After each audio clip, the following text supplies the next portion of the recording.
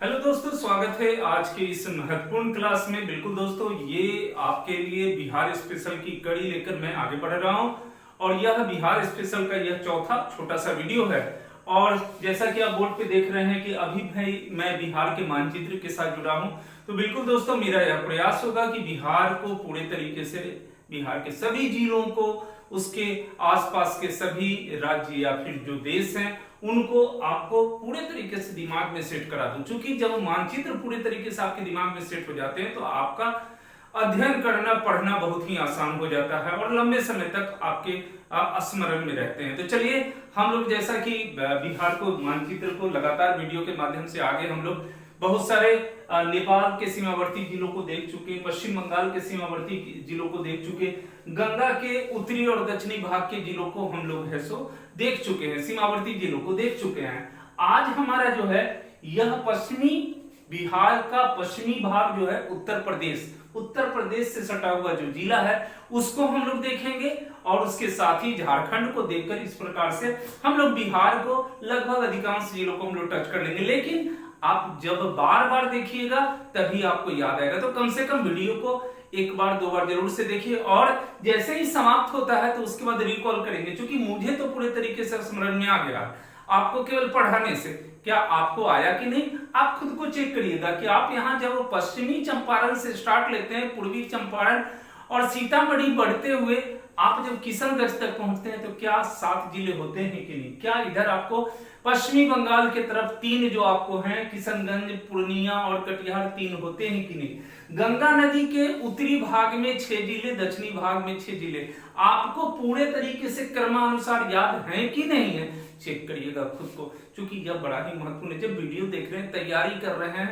पूरे मन से लगे हुए हैं तो आपको यह याद होना जरूरी है। चलिए दोस्तों आगे बढ़ते हैं हम लोग और आज का हमारा जो है सो उत्तर प्रदेश को हम लोग यहाँ पर देखेंगे।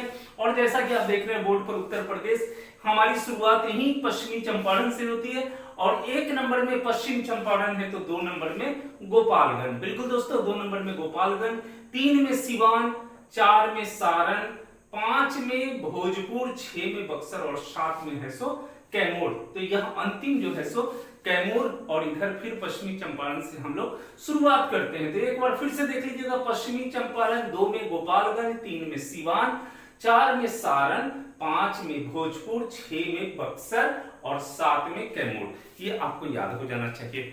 चलिए तो यहाँ हम लोग कैमूर तक अंत किए हैं और अब हम झारखंड को भी यहाँ पर देख लेते हैं कि झारखंड में ये जो 9 जिले झारखंड का सीमा को बनाते हैं, ये 9 जिले कौन से हैं। चूंकि इधर का हम लोग 7 देख चुके यहाँ पर और आपको याद हो चुका होगा। हम लोग अब यहाँ से स्टार्ट करते हैं जो कैमूर है। तो एक तो कैमूर को हम लोग जान रहे हैं, चूंकि अभी हम लोग उत्तर प्रदेश के सीमावर्ती जिलों को अध्ययन किए हैं, याद करने का प्रयास किए हैं, तो उसमें अंतिम हमारा कैमूर आ रहा है, तो इधर कैमूर को जान रहे हैं। जब हम लोग इधर पश्चिम बंगाल को भी टच किए हैं तो हम लोग है सो जानते हैं कि उसका अंतिम जो भाग था हम लोग कटिहार को किए थे। चूंकि वहां किशनगंज, पूर्णिया और फिर कटिहार 3 उसके सीमावर्ती आपको जिले थे, तो ये 9वां कटिहार है। और फिर हम लोग भागलपुर को भी टच किए थे, जब गंगा नदी का भाग जब हम लोग टच कर रहे थे, गंगा नदी के पश्चिमी भाग, दक्षिण भाग को, तो उस समय में यहाँ गंगा नदी का अंतिम भाग, यहाँ पर कटिहार से पहले भागलपुर आया था। तो 2 तो हम लोग देख रहे हैं, 9 और 8 को इधर, तो क्या हो गया, वो कटिहार और ये भागलपुर, इधर कैमूर। तो 9 में से 3 घटा दीजिए, हमको 6 को ही देखना है। अब यहाँ 2 नंबर में आते हैं, तो 2 नंबर में देखिए क्या है यहाँ पर, रोहतास के बाद औरंगाबाद, यहाँ पर 3 नंबर में कैमूर, रोहतास, औरंगाबाद, गया और उसके बाद यहाँ जमुई, बांका, यहाँ पे नवादा, 5 नंबर में नवादा, जमुई, बांका और फिर भागलपुर और कटिहार। एक बार फिर से देख लीजिएगा, कैमूर, रोहतास, औरंगाबाद, गया के बाद नवादा के बाद जमुई के बाद बांका, भागलपुर और कटिहार। देखिए आपको केवल हम आपके लिए तैयारी कर रहे हैं, हमें पूरे तरीके से याद हो गए हैं। तो एक बार हम लोग क्यों नहीं इसको रिकॉल कर ले फिर से कि अभी जो हमारे उत्तर प्रदेश के जो सीमावर्ती जिले हैं कौन कौन से हैं। तो पश्चिमी चंपारण याद है, इधर 7 नंबर में कैमूर भी याद है।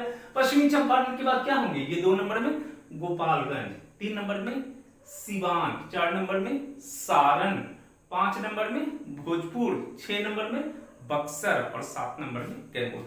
एक बार फिर से झारखंड को भी देख लेते हैं। तो ये हमारा कैमूर है, ये हमारा कटिहार है 9 नंबर, ये हमारा 8 नंबर भागलपुर है। अब यहाँ पे क्या है, रोहतास। रोहतास के बाद 3 नंबर औरंगाबाद, औरंगाबाद। उसके बाद 4 नंबर गया, 5 नंबर नवादा, 6 नंबर क्या है जमुई, 7 नंबर बांका और 8 नंबर भागलपुर और 9 नंबर है सो आपको कटिहार। बिल्कुल आपको याद हो गया होगा। अब चलिए दोस्तों, आज हम है सो चूंकि उसके साथ हमारे महत्वपूर्ण टॉपिक भी रहते हैं जो परीक्षाओं में लगातार पूछे जा रहे हैं, बड़ा महत्वपूर्ण टॉपिक होता है, उसको भी हम लोग देखते चलते हैं। तो सबसे पहले आज चूंकि जनगणना अभी 2021 की जनगणना होने वाली है, वो आपको 2022 अभी चल रहा है, 22 में कब तक वो जनगणना की शुरुआत होगी, कब तक उसका रिपोर्ट आएगा और कब तक वो हमारे लिए तो ये बड़ा, लेकिन जनगणना को प्रश्न में आज भी पूछे जा रहे हैं और जनगणना मूल रूप से प्रश्न पूछे जाते हैं। तो इसीलिए हम पहले जनगणना को टच किए और देख सकते हैं जनगणना 2011। ये अगर हम बात करें 2011 जनगणना की, 2011 का जनगणना तो क्रमानुसार, जैसे आप जानते हैं कि 1872 में लॉर्ड मेयो के द्वारा, ये लॉर्ड मेयो के द्वारा जो है वाइसराय थे, मेयो के द्वारा है सो जनगणना की शुरुआत 1872 में शुरू की गई थी। लेकिन ये जो है सो जनगणना है सो अस्थाई, चूंकि अभी 10 वर्षीय जनगणना चलते हैं, प्रत्येक 10 वर्षों पर जनगणना करवाए जाते हैं। तो वास्तव में 10 वर्षीय जनगणना की शुरुआत जो है सो लॉर्ड रिपन के द्वारा शुरू किया गया था। ये बड़ा महत्वपूर्ण है, लॉर्ड रिपन के द्वारा 1881 से इसकी शुरुआत की गई। और अभी जो हम लोग 2011 की जनगणना को देख रहे थे, ये 1881 से अगर हम लोग 1872 से इसको देखते आएंगे तो ये 15वीं है सो जनगणना आपको थी। अभी जो है सो 16वीं जनगणना होगी। और अगर स्वतंत्रता प्राप्ति के बाद हमारा देश आजाद हुआ है तो उसके बाद प्रथम जनगणना कब हुआ है, 1951 में। उस कड़ी को अगर हम लोग देखेंगे तो ये जो है सो 2011 का जनगणना जो है सो 7वीं जनगणना है। ये सब महत्वपूर्ण विषय बनते हैं, इसलिए आपको इसको याद कर लेना चाहिए। तो 7वीं जनगणना है दोस्तों। अब यहाँ आ जाइए, वर्तमान स्वरूप में स्थित बिहार की जनगणना सर्वप्रथम कब हुई। देखिए, आप सचिवालय सहायक की तैयारी करने जा रहे हैं, आप बीपीएससी की तैयारी करने जा रहे हैं, आपको कंफ्यूज करने के लिए यहाँ पर प्रश्न ऐसे बनाएंगे कि आप थोड़े यहाँ पर हिले जाएंगे। तो अब देखिए यहाँ पर क्या, वर्तमान स्वरूप अर्थात ये स्वरूप जो आज का हमारा बिहार है, इस स्वरूप में स्थित बिहार की जनगणना सर्वप्रथम कब हुई। तो बिल्कुल दोस्तों, आप जानते हैं कि 2000 में हमारा बिहार राज्य से झारखंड अलग हुआ। तो ये स्वरूप 2000 में हमारा 15 नवंबर 2000 को आया। तो उसके बाद कौन सी जनगणना हुई थी, बिल्कुल 2001 की जनगणना। तो ये जो है सो 2001 में जो जनगणना हुआ वह है। तो यहां पर इस चीज को ध्यान देना होगा। चलिए अब हम लोग आते हैं जनसंख्या, थोड़े आंकड़े हैं याद करने पड़ेंगे, कहीं ना कहीं ये जो है सो आंकड़े दे देते हैं और उसके बाद हम लोग कंफ्यूज हो जाते हैं। तो करीब के आंकड़ों को, तो कुल जनसंख्या कितना है आपको, 10,40,99,452 हमारे बिहार में कुल जनसंख्या है। फिर से एक बार जाते हैं, 10,40,99,452, जिसमें पुरुष जनसंख्या है 5,42,00,000, 5,42,78,157, 5 करोड़, ध्यान रखिएगा 5,42,00,000।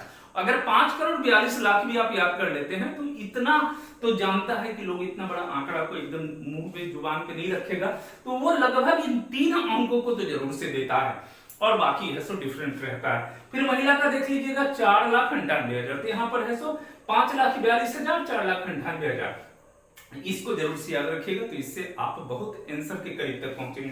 चलिए कुल साक्षरता दर को भी देख लीजिए, और कुल साक्षरता दर हमारे बिहार का है 61.8%। बहुत महत्वपूर्ण है दोस्तों, बहुत बार पूछे गए हैं। और जिसमें पुरुष जनसंख्या 71.2% और महिला जो है सो 54.5%। एकदम आपके जुबान पर होने चाहिए कि 61.8% है सो आपको बिहार की कुल जनसंख्या, जिसमें 71.2% आपको पुरुष का, महिला का 54.5% आपको इसका यहाँ पे है सो साक्षरता दर है। तो ये एकदम याद हो जानी चाहिए। और चलिए बिहार में धार्मिक समुदाय जो यहाँ पे ठहराव है हमारे यहाँ बिहार में, ये तो हम लोग हमेशा से याद रखते हैं हिंदू, मुस्लिम, सिख, ईसाई, लेकिन थोड़ा सा परिवर्तन कर देना है। हिंदू, मुस्लिम, सिख को है सो नीचे ले जाना है, ईसाई को ऊपर ले जाना है। तो हिंदू, मुस्लिम, ईसाई, सिख यहाँ पर है सो यहाँ पे ये अभी 4 ही दिए हैं, बाकी वैसे बौद्ध भी हैं, जैन भी है, पारसी भी है।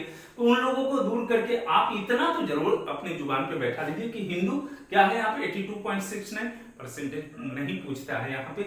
वो फर्स्ट, सेकंड, थर्ड, फोर्थ में क्या पोजीशन है, तो मुस्लिम 16.87, ईसाई 0.12% और फिर सिख जो है सो 0.02%। तो बिल्कुल दोस्तों, वीडियो कैसा लगा आप अपनी प्रतिक्रिया देंगे।